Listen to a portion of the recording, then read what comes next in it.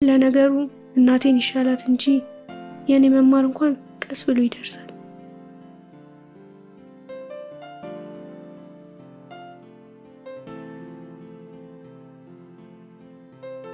እባክሽ ካለሽ ስጪ። አይ ከየት ይመጣል ብለሽ ነው እናቴ? እንደው የሆነች ጉዳይ ነበረችኝና እጄ ላይ ያለውን እኮ አጠፋፋሁት። ቀደም ብለሽ አትነግሪኝም ነበር? ግድ የለም በቃ አታስቢ። አይ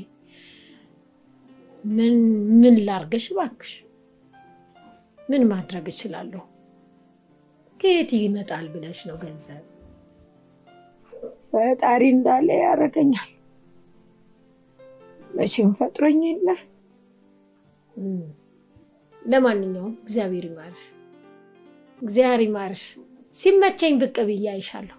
ያው ስራ ይበዛብኛል አይመቸኝም ብዬ። አይ ደህና ሁኚ በቃ። እሺ ደህና ሁኚ።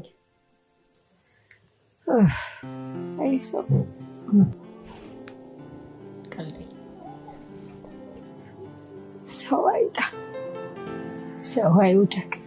ገንዘብ በስርዓቱ አትጠቀሚም ነበር? ለማንም ከምትበትኝ ብሎ ገንዘብ ይታፈሳል።